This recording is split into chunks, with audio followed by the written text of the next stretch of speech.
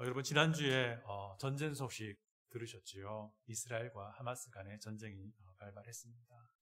또 계속 뉴스를 들어보면 무고한 이들이 생명을 잃고 있다라는 소식을 자꾸 듣게 되니까 마음이 무거워지고 마음이 참 측은한 마음도 있고 그렇습니다.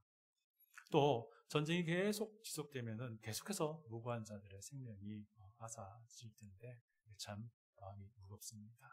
더군다나 이 전쟁으로 해서 중동 전체로 확전될 수도 있다 하니 더 마음이 무거워지는 것이 사실입니다. 들여다보면요, 워낙이 복잡한 갈등 관계가 얽히고 설켜있기 때문에 이건 도무지 사람의 힘으로는 할 수 없겠다 싶은 마음이 들 정도이기도 합니다. 그러나 우리는 기도합니다. 그럼에도 불구하고 우리 주님이 다시 오시기 전까지는 이 지역에 그래도 최선의 평화가 자리 잡기를 기도합니다. 우리 다 같이 이렇게 기도해 주시길 부탁드립니다. 오늘은 다소 무거운 마음으로 오늘 말씀을 나누기를 원합니다. 오늘 우리가 읽었던 본문 말씀은요, 약 4,000년 전에 중동 지역에서 발생한 국제적인 전쟁과 관련된 내용이에요. 전쟁을 치른 당사자들은요, 메소포타미아 지역의 네 왕국의 연합군이었고요, 또 다른 한편은 사해 지역의 5 왕국의 연합군이었습니다. 여러분 1절을 보시면요, 이 메소포타미아 지역의 연합군이 소개가 돼요. 시날 지역의 아므라벨 왕이라는 왕이 있고요, 엘라살 지역의 아리옥이라는 왕이 있습니다. 엘람 지역의 그돌라오멜 왕이 있고요, 고임 지역의 디달 왕입니다.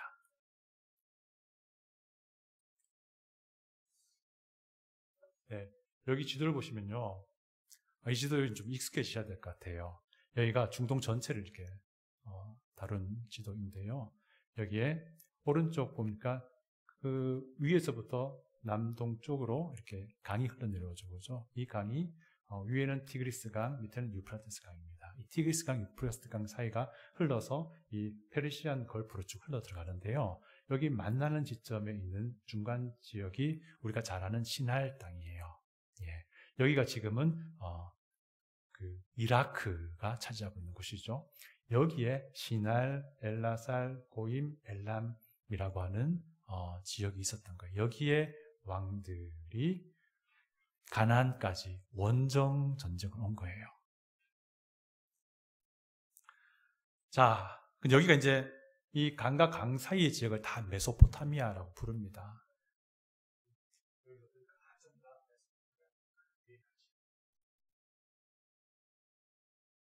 자, 그런데 아브라함도 사실은 저기 시날, 엘라살, 고임, 엘람 지역과 무관한 사람이 아니죠. 여기 조그맣게 글자 우르라고 있어요. 우르가 아브라함이 하나님 부름 받기 전에 살던 지역이에요. 그러니까 익숙한 사람들인 거예요. 네. 자, 2절을 보시면요, 이 메소포타미아 연합군과 싸웠던 사해 연합군이 소개됩니다. 이 5 왕국은요, 가나안 남부의 사해의 동남부에 있던 사람들이에요. 여기가 이제 가나안 땅이잖아요. 여기가 가나안 땅이고요, 여기가 갈릴리 있고요, 여기가 사해의 남쪽, 동쪽에 있어요. 도시 국가였어요. 예. 그래서 이들이 소돔의 베라 왕, 고모라의 비르사 왕, 아드마의 시납 왕, 스보임의 세메벨 왕, 그리고 벨라 혹은 소알이라고 부르는 이름이 알려져 있지 않는 왕, 이 5 왕이 연합을 하게 된 것입니다. 자, 그런데 문제가 무엇이냐면요, 이 사해 지역의 5 왕국은요, 엘람 지역의 그돌라오멜 왕을 주군으로 섬기는 나라였어요. 그러니까 그 나라가 그돌라오멜이 더 강력해서 이들을 한번 정복한 거예요. 그래서 매년마다 그 조공을 바쳐야 했던 거예요. 그런데 조공을 잘 바치다가 안 바친 겁니다. 그것 때문에 그 다음 해에 여기서부터 저까지 원정을 온 건데 다른 3명의 왕들과 힘을 합쳐서 온 거예요. 근데 5절과 7절을 이제 보시면요, 이 메소포타미아 연합국의 군사력이 매우 강력했다라는 것을 우리가 알 수 있습니다. 그 사람들이 사해 근처로 오는 도중에 가나안 인근 지역에 있던 왕들을 많이 정복하고 내려오는 모습을 봅니다. 여기 그 다음 장면 한번 보여주실래요? 좀 다 같이 잘 보시죠. 이 메소포타미아 연합군이 이쪽 쪽을 통해서 내려옵니다. 내려오면서 가나안 요단강 동쪽으로 내려오면서 아시페롯, 가나임, 함, 길 따라가면서 다 이 지역에 있는 도시국가들 다 정복하면서 내려온 거예요. 그러니까 이 사람들의 힘이 굉장히 강력했다라는 것을 우리가 알 수 있습니다. 그리고 그렇게 해서 결국 사해 남쪽의 시딤 골짜기까지 오게 된 거예요. 이렇게 쭉 내려와서 에돔까지 가서 정복하고 사해 남쪽의 시딤 골짜기로 오게 됩니다. 자, 그리고 이제 결국 전투가 시작이 되는데요.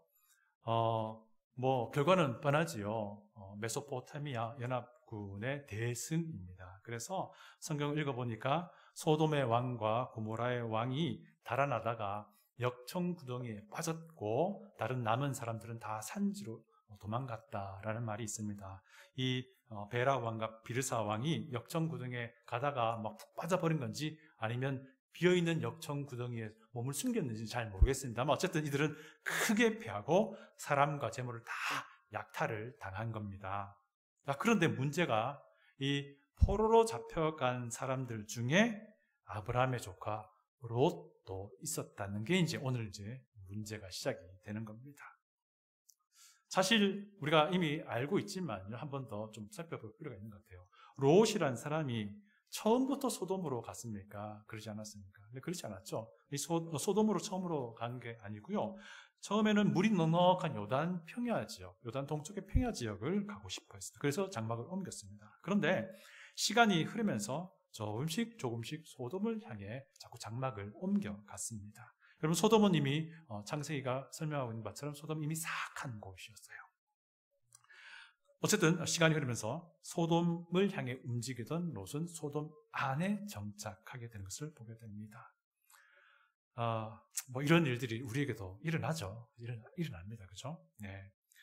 처음 이렇게 구원받은 믿음의 사람들이 나는 처음부터 세속적인 사람이 될 겁니다. 라고 하는 사람은 1도 없습니다. 그죠? 그런 사람 없어요. 그죠? 그런데 어떤 일이 벌어집니까? 이 차츰차츰 퇴색되어 가는 겁니다. 겉으로 보기에 좋은 것을 보면서 매력을 느끼기 시작합니다. 그리고 편안한 것, 이것에 대해서 매력을 또 느끼기 시작하고 점점 거기에 익숙해집니다. 그리고는 결국 어떻게 됩니까? 세속적인 가치에 눈을 돌리기 시작하고요.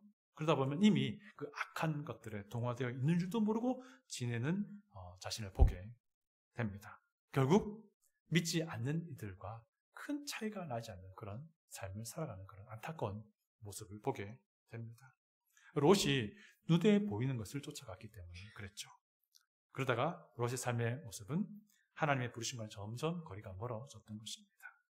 여러분, 근데 그렇다고 해서 롯이 신앙을 완전히 잃어버렸냐? 그러지 않았어요. 그는 여전히 여호와 하나님을 섬기는 마음이 있었어요. 왜냐하면 신약성경이 롯을 그렇게 평가합니다. 네, 그게 뭐냐면 어중간한 위치에, 어중간한 그 어떤 지점에 서 있었던 거예요. 요즘에도 이런 어중간한 위치에 서 있는 사람이 있을 수 있습니다. 네, 내가 그리스도인입니다 라고 말을 하지만 그리스도의 몸된 교회와는 거리가 먼 사람들이 있습니다. 저는 도무지 이해가 되지 않습니다. 도무지 이해가 안 됩니다. 또 스스로가 하나님을 예배드립니다 라고 말하지만 그의 삶의 모습 보면은 하나님의 예배드리는 그 삶의 모습 드러나지 않고요. 그가 예배드린다는 그 하나님의 그 거룩함이 그의 삶에서 보이지 않는 경우도 있습니다. 눈으로 보기에 좋은 것을 정말 열심히 추구합니다. 그런데 또 희한하게 적당히 교회에도 발을 들여다 놓기도 합니다. 하나님을 경외한다 라고 하는데 정작 내가 경외한다는 그 하나님의 말씀은 그냥 그렇게 중요하게 여기지 않는 모습을 우리가 보기도 합니다. 그게 롯이 이와 같은 상황이었던 겁니다. 오늘 본문을 보시면요, 롯은 메소포타미아 연합군의 전쟁포로가 되잖아요. 근데 가만히 살펴보니까 이런 것 같아요. 야, 이 롯은 몸은 그렇게 메소포타미아 연합군의 포로가 되었지만 그의 영혼은 이미 그 전에 이미 세속적인 가치에 사로잡힌 포로가 되었구나라는 생각을 하게 됩니다. 여러분, 우리는요, 이 세상에 사로잡힌 포로가 되면 안 되는 사람입니다. 왜냐하면 우리는 이미 그리스도 안에서 죽은 사람들이고요. 우리는 이미 그리스도 안에서 새로운 생명으로 다시 태어난 사람이기 때문입니다. 그래서 우리는요, 세상의 포로가 될 게 아니라 그리스도의 포로가 되어야 될 사람들이다 라고 하는 것입니다. 자, 아무튼 이런 상황에 아브라함은 헤브론 지역에 살고 있었습니다. 그리고 아브라함은 그곳에서요, 이미 살고 있던 마므레라는 사람, 에스골이라는 사람, 아넬이라는 사람, 그 집안과 같이 약속을 맺어서 우리 서로 돕자, 누가 혹시 위험을 당하면 서로 돕자라는 약속을 맺었습니다. 그러던 중에 이 전투에서 살아나온 어떤 한 사람이 아브라함을 찾아온 것이죠. 그리고 전투의 결과가 어떻게 되는지 알려주고, 그리고 롯도 사로잡혀갔다라는 것을 이야기 듣고 아브라함은 그 자리에 즉시 결정합니다. 내가 뒤쫓아가겠노라고 말이죠. 그런데 아브라함이 동원할 수 있는 자기 집안에서 함께 싸울 수 있는 남자들은 318명이라고 합니다. 물론 아브라함과 함께 약속을 맺었던 다른 사람들 있잖아요. 세 사람들도 군대를 모을 수 있었겠죠. 사람들을 모을 수 있었을 것입니다. 그래서 아마 최대한 1000명 안팎의 사람들이 모였을 것 같아요. 그러니까 이들을 데리고 가나안 북단에 위치한 호바까지 추격해서 그 약탈당한 걸 다 찾아오는 큰 승리를 이뤘다는 것이 오늘 본문 이야기입니다. 호바가요, 여기 위에 저기 넘어가면 이제 다메섹, 시리아예요.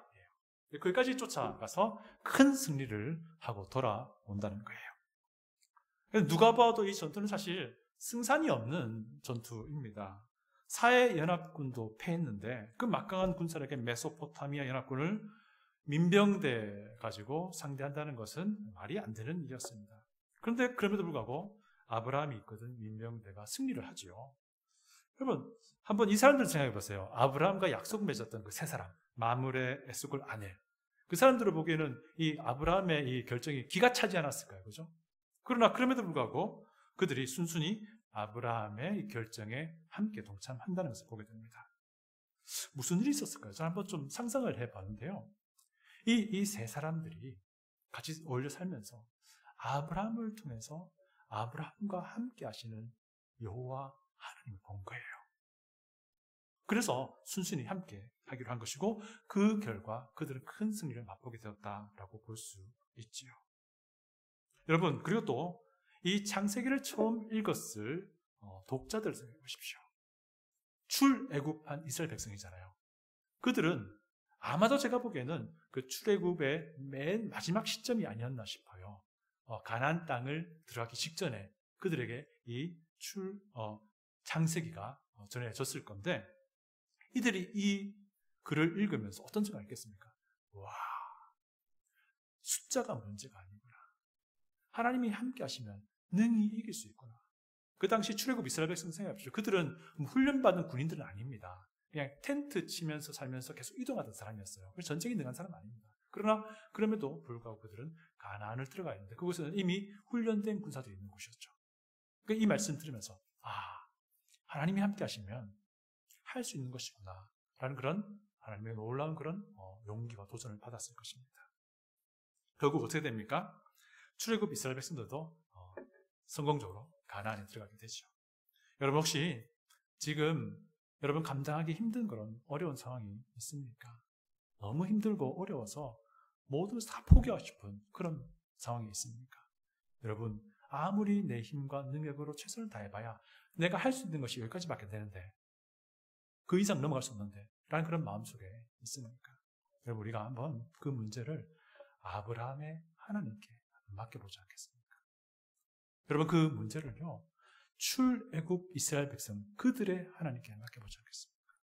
여러분, 그 문제들을요 나를 위해 자기 아들을 아끼지 않고 내어주시기까지 사랑하신 그 하나님께 맡겨보지 않겠습니까? 여러분, 사실 있잖아요, 이것이 잘 안 되는 게 뭐냐면요, 하나님께 이 문제를 맡기지 못하는 게 아니고요, 맡기지 않는 거예요. 이것이 우리의 문제입니다. 솔직하게 생각해 보십시오. 맡기지 못하는 게 아니고요. 맡기지 않는 거예요. 또 우리가 주목해야 할 것은요. 그 다음 이야기입니다. 아브라함은요. 애굽에서 대각성을 경험했잖아요. 부흥을 경험했습니다. 그래서 아브라함은 내적으로 많은 변화를 경험합니다. 아브라함이 변했다는 것이고요. 아브라함은 그 변화로 인해서 영적인 안목이 생겼어요. 그래서 이 영적인 안목으로 아브라함은 롯과 헤어질 때에 가나안 땅에 머물겠노라고 결정을 한 겁니다. 이 아브라함이 가지게 된 영적인 안목은요, 이 돌아가는 현상을 바라보는 것이 아니고 눈에 보이는 것을 보는 것이 아니고 하나님의 약속의 말씀을 보는 그런 것이었어요. 그 영적인 안목으로 결국 가나안에 남기를 결정을 한 겁니다. 그렇죠. 롯은 가나안 땅을 벗어났죠. 눈에 보이는 것을 봤던 롯은 그죠. 자, 근데 이제 문제는 이겁니다. 오늘 그다음부터 여전히 본문을 통해서 우리가 보고 싶은 부분이죠. 이 아브라함이 이 영적인 안목으로 하나님의 축복으로 보일 수 있는 가짜를 분별했다라는 거. 이걸 저와 함께 한번 나눠보기를 원합니다. 여러분 한번 보십시오. 아브라함이 이제 개선 장군이 되어서 돌아옵니다. 그런데 소돔 왕이요, 사회 골짜기로 나와서 아브라함을 맞이합니다. 사회 골짜기는요, 지금의 예루살렘 남쪽에 있는 골짜기를 말해요. 기드론 골짜기라고 불리는 그곳인데요. 굉장히 가깝지요? 네, 이곳에 나와서 맞이합니다. 그런데요, 이 사해 바다를 보면요, 사해 바다의 북쪽 끝단에서 서쪽으로 조금 가면은 예루살렘이 있고요. 사해 바다의 남쪽 바로 밑에 소돔이 있어요. 소돔 왕이 개선 장군으로 돌아오는 이 아브라함을 맞으러 예루살렘까지 온 것입니다. 이게 무엇을 말합니까? 아브라함의 지위가 도시국가의 왕과 맞먹게 되었다라는 것을 보여줍니다. 적어도 그때만큼은요. 뭐 당연하죠. 아브라함이 메소포타미아 연합군을 이기고 빼앗겼던 모든 것 다 찾아왔으니 뭐 그럴 수 있습니다. 소돔은 충분히 그렇게 할 수 있다 생각됩니다. 근데 또 이 말은 한편으로는 아브라함 측면에서는요, 되찾아온 그 전리품들 중 일부를 요구도 할 수 있는 상황이에요. 이 당시 고대 근동의 전투에서는 이게 당연한 것이었어요. 전리품을 나누는 게 맞는 거거든요. 그리고 기여한 바에 따라서. 그래서 소돔 왕 베라가 아브라함에게 되찾아온 물건 전부를 가져가라고 제안합니다. 사람만 나에게 돌려주고. 이거 굉장히 합리적인 제안이에요. 그 당시로. 그런데 아브라함은 상식을 깹니다. 그 제안을 거절해요. 왜 그랬을까요? 왜 그랬을까요? 하나님께서 바로 직전에 아브라함에게 사람을 보내셔가지고요, 복이 누구에게서 나와야 하는 것인지, 그리고 그 복이 무슨 결과를 내야 하는 것이 맞는 것인지 알려주기 때문에 그래요. 그 사람이 누굽니까? 우리가 잘 알고 있는 멜기세덱입니다. 멜기세덱은요, 이 14장의 이야기 흐름에서 갑자기 막 튀어나온 인물이에요. 멜기세덱의 역할은 하나님이 아브라함을 축복하는 분이시다라는 것을 알려주는 역할을 하기도 했습니다.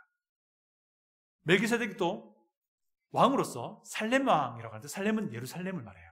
그 지역의 왕이었는데, 이 멜기세덱이라는 말 자체가 의의 왕이라는 의미를 가지고 있기도 합니다. 이 멜기세덱이 빵과 포도주를 가져오잖아요. 이것은 뭐냐면요, 당시 전투에서 지친 이들에게 음식을 제공하기 위해서 가져온 겁니다.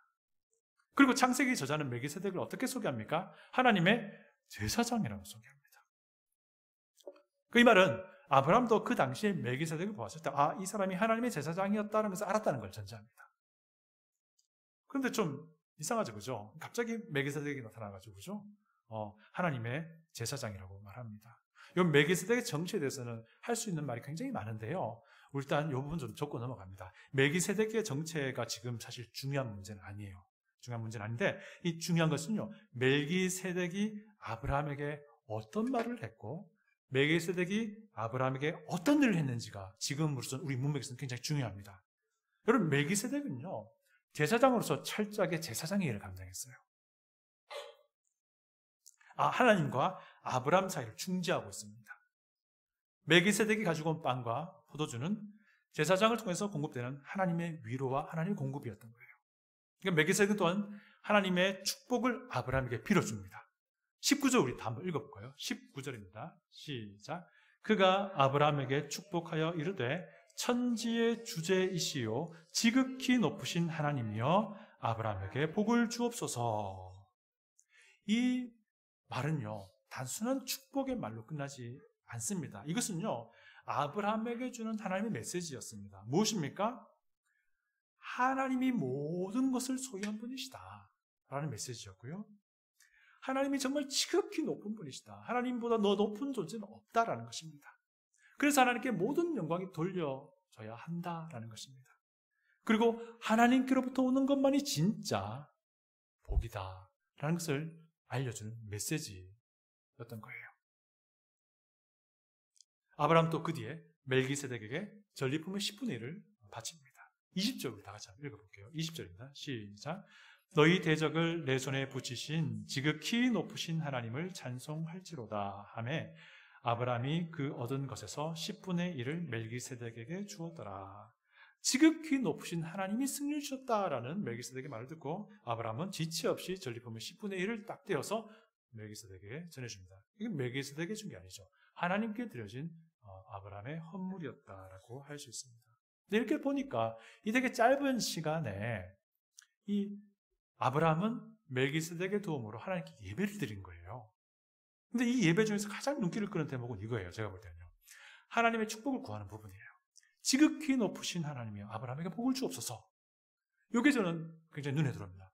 자, 그리고 바로 이어서 이 예배가 끝나자마자 어떤 일이 벌어집니까? 소돔왕 베라가 아브라함에게 제안합니다.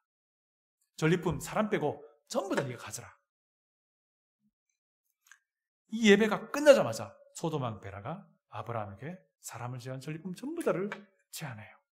그런데 이 예배 중에 멜기세덱을 통해서 하나님이 뭐라고 말씀하십니까? 지극히 높으신 하나님이여 아브라함에게 복을 주옵소서라고 멜기세덱이 축복합니다. 우리 같으면 어떤 생각하겠습니까? 이야, 이게 하나님 복이네. 모든 상황이 다 아름답게 자연스럽게 진행되니 마침 바로 직전에 하나님의 제사장도 그렇게 축복하셨으니 아, 이게 복이네 라고 생각을 하게 될 텐데 여러분 어떻게 생각합니까? 이것이 하나님 주신 복이었을까요? 소돔왕이 주는 복이었을까요? 이 복이 진짜 무슨 복이었을까요? 놀라운 것은요, 아브라함은 이 제안을 하나님이 주시는 복이라고 생각하지 않았다는 사실입니다. 22절, 23절 우리 다 같이 한번 읽어볼게요. 성경을 펴시고요. 22절, 23절 다 같이 읽습니다. 시작.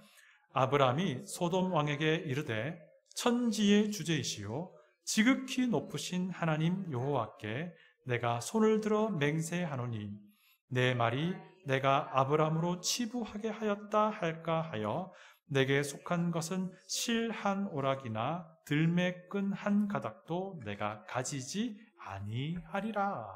아멘. 우선 아브라함은요, 바로 전에 멜기세덱이 한 말 그대로를 따라 말합니다.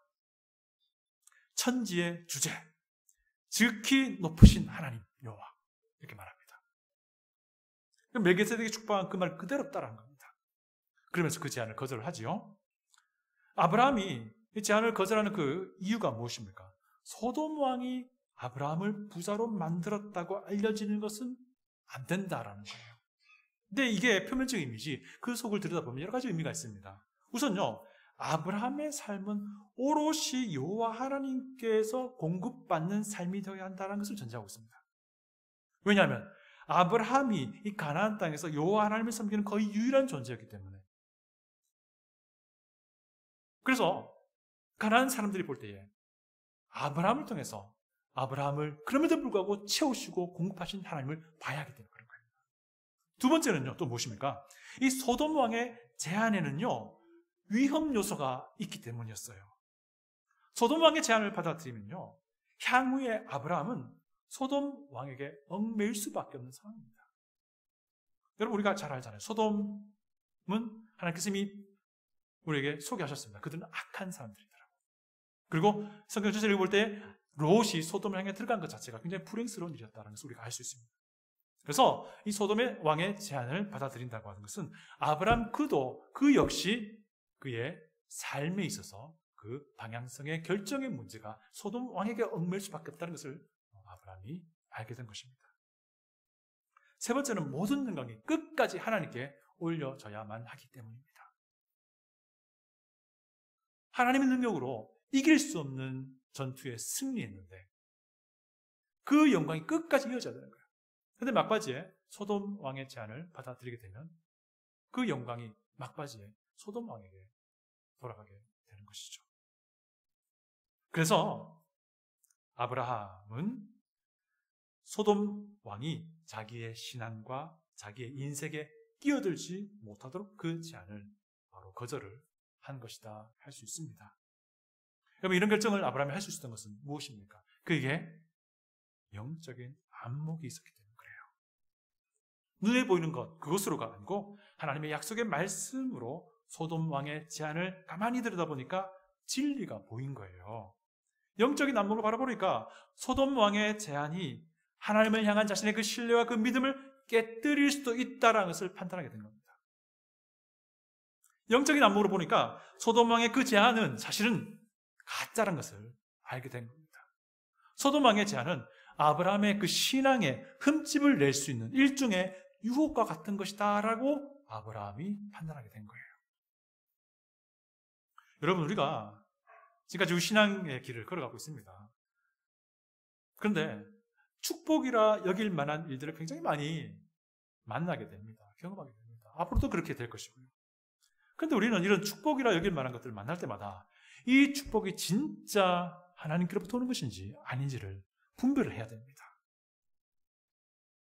제사장 멜기세덱이 아브라함을 위해서 하나님의 축복을 구하고 나서 즉시 소돔 왕의 어마어마한 제안이 들어오잖아요.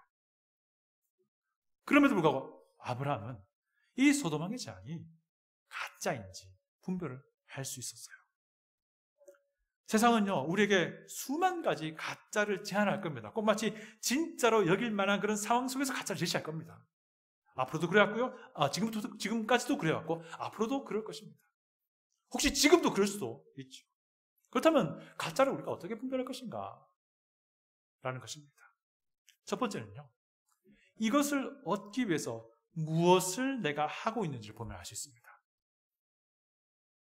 만약에 이것을 얻기 위해서 성경의 가르침을 내가 거슬러야 한다면 그거 가짜인 것이죠. 두말할 것도 없습니다. 만약에 이것을 얻기 위해서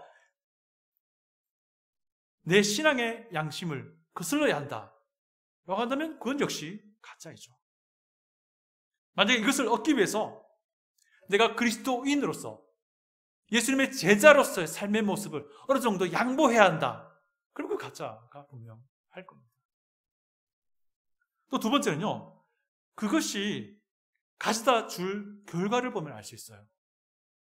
만약에 그 축복 때문에 내가 하나님과 멀어지게 된다면 그건 가짜가 분명합니다.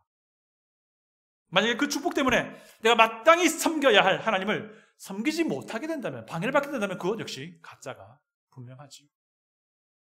만약에 그 축복 때문에 내가 하나님과 멀어진다면 그 축복 때문에 나를 구원하신 하나님의 그 목적, 이 땅에서 예수님의 제자로서 하나님의 거룩함을 드러내며 살아야 할 그런 나의 삶의 모습에 방해가 된다면 가짜가 분명한 것입니다.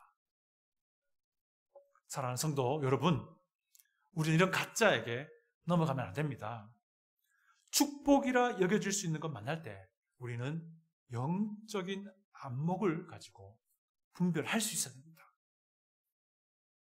축복이라 여겨지는 것, 그것이 그리스도인인 나에게 어떤 영향을 끼치게 될는지, 주님의 몸된 우리 생수교회 안에 어떠한 의미가 있게 될지를 주의 깊게 살펴볼 수 있어야 돼요. 그 축복이 하나님의 마음껏 섬길 수 있는 나의 이 신앙의 자유를 제한시키게 되는 것이라면, 나를 구원하신 하나님의 목적과 하나님의 영광에 방해가 되는 것이라면, 나를 하나님과 이 교회로부터 멀어지게 하는 것이라면 우리 정말 고민해야 돼요. 그리고 때로는 과감하게 거절해야 됩니다. 용감하게 멈춰야 하는 것입니다. 그리고 마지막으로 아브라함의 신앙의 결단을 보여주는, 우리가 읽었지만 22절, 23절을 다 같이 읽으며 말씀을 마치고자 합니다. 22절, 23절 다 같이 읽습니다. 시작. 아브라함이 소돔 왕에게 이르되 천지의 주제이시요 지극히 높으신 하나님 여호와께 내가 손을 들어 맹세하노니 내 말이 내가 아브라함으로 치부하게 하였다 할까 하여 내게 속한 것은 실 한 오락이나 들매끈 한 가닥도 내가 가지지 아니하리라. 아멘. 다시 기도하겠습니다.